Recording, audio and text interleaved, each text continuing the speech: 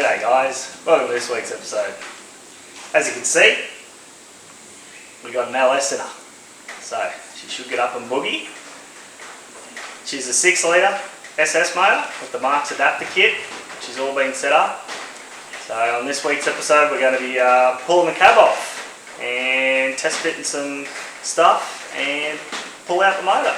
So we can brace up the chassis a bit more, beef it up and whack it back all together. Righto, let's get cracking.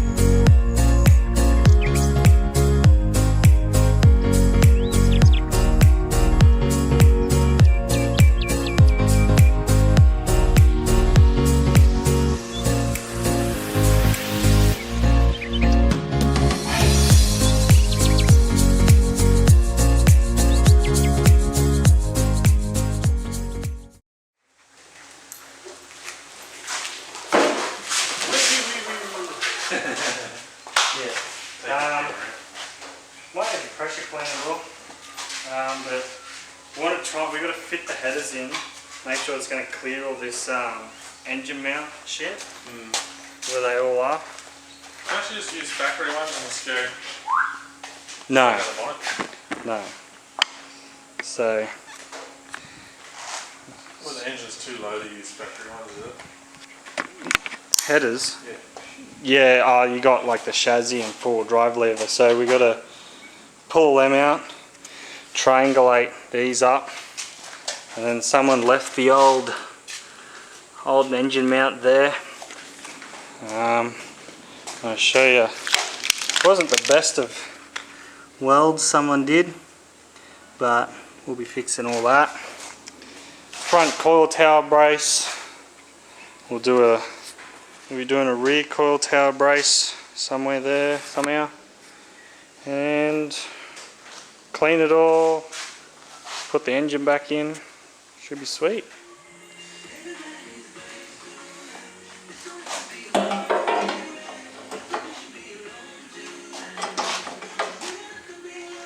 A bit close to the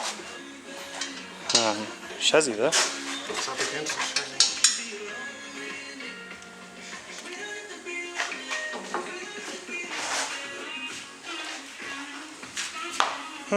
Let's go down quite a bit. Be able to get it on.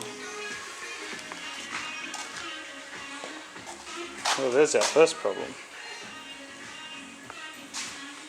Righto. hit the next one. Yeah. Oh, looks alright.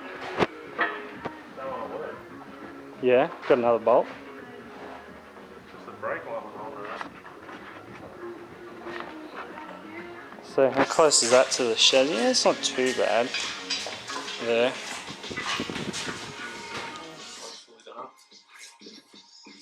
So that's got clearance all the way. How is it with the engine mount?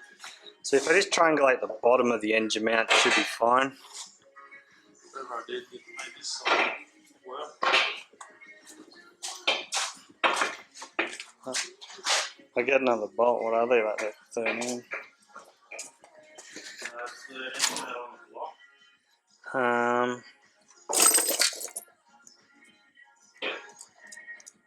I think it's that size. Is that one?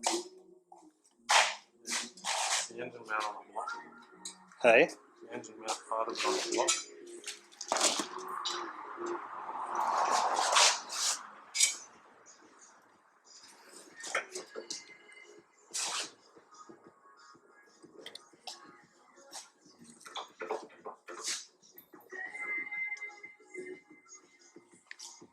Alright. It's just, oh yeah, I see right in there. See if I can get focus in there somehow. So you're hitting in there on the, there we go, engine mount to the one pipe on the front port. But other than that, it kind of looks pretty good. We'll just 90 degree down, 90 degrees sort of down around the tail shaft, done. Straight pipe.